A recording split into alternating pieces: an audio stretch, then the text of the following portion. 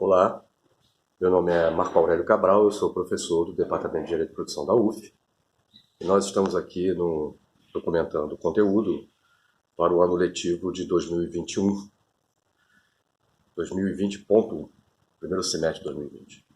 Então, aula de economia, nós estamos aqui hoje dando algumas pílulas, eu não vou falar muito tempo para não cansar vocês, mas eu queria tocar no assunto sobre a história do pensamento econômico e a relação dele com a introdução da matemática como legitimador do caráter científico da ciência econômica.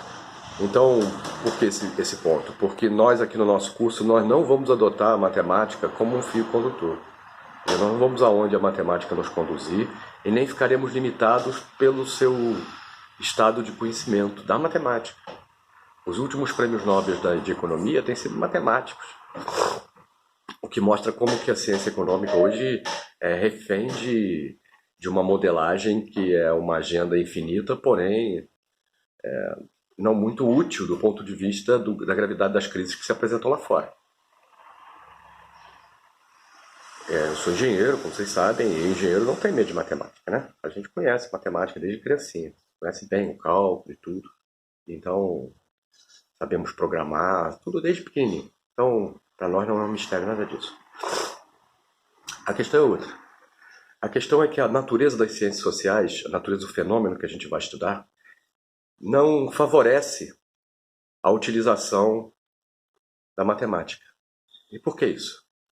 Porque toda vez que a gente tem relações circulares de determinação, e a gente tenta representar essas relações circulares de determinação matematicamente, a gente chega em sistemas que são muito difíceis de se encontrar uma solução.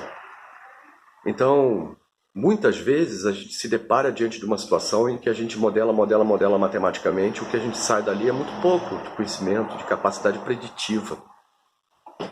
Essa é uma razão. Mas quais são as relações circulares de determinação que se apresentam na realidade que a gente não pode evitá-las? A primeira delas é a relação entre poder e riqueza. A acumulação de poder leva à acumulação de riqueza e a acumulação de riqueza possibilita a acumulação de poder. Então, no plano da história, que é onde a gente tem um verdadeiro empírico, a gente verifica o tempo todo, em todos os lugares, essa relação. Então a gente pode não ficar aqui enunciando leis, mas é uma característica estrutural do sistema. E a partir daí estruturar aquilo que não muda. Então, tão rapidamente. Então, essas relações elas tendem a permanecer e orientar a nossa análise. A segunda relação circular de determinação, da qual a gente não pode abrir mão, é a relação entre o indivíduo e o coletivo. E por que isso? Porque, considerando que o sujeito dos fenômenos históricos, né, da construção social da realidade, o sujeito, ele é o observador, né? Ele é o próprio objeto e autor dos fenômenos que a gente quer estudar. Então esse sujeito ele está longe de ser um observador não inercial. Ele é parte da história, ele é parte da trama.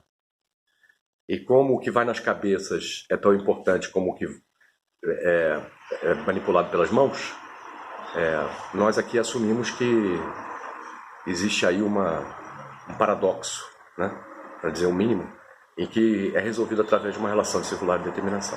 E, em terceiro lugar, a relação entre o indivíduo e o coletivo, ela se manifesta na medida em que o indivíduo, o comportamento dele, não é explicado apenas por características inatas, como curvas de utilidade, mas muito mais balizado por uma realidade histórica em que ele reconhece a opinião pública, a situação de mercado, as convenções, o estado das coisas. Então, esses indivíduos que tomam decisões sob incerteza, eles então recorrem ao coletivo, ao que eles percebem como sendo uma opinião dominante, como balizador das suas próprias atitudes. O que ele chamava as pessoas que resistiam em seguir a doutrina dominante, as narrativas dominantes, ele chamava isso de especulador. Então, em certo sentido, os especuladores são a prova viva da relação de circularidade que existe entre o comportamento individual e a resultante coletiva. Quer dizer, o comportamento individual é impactado pela resultante coletiva, assim como a resultante coletiva é resultado dos comportamentos individuais. Está aí a relação circular. Então, relações circulares de determinação são um primeiro elemento que conspiram contra o tratamento da matemática na questão da economia, das ciências sociais. Não que ela esteja equivocada, não é nada disso. É muito mais simplório. A matemática ela é um esforço gigantesco com benefícios muito pequenos. Então, aonde nós vamos ficar?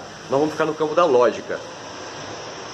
Da lógica. É possível construir conhecimento, sistemas de pensamento lógicos, com lógica interna, sem necessariamente matematizá-los. E não é por isso que eles serão menos científicos. Ok? Então a gente continua daqui.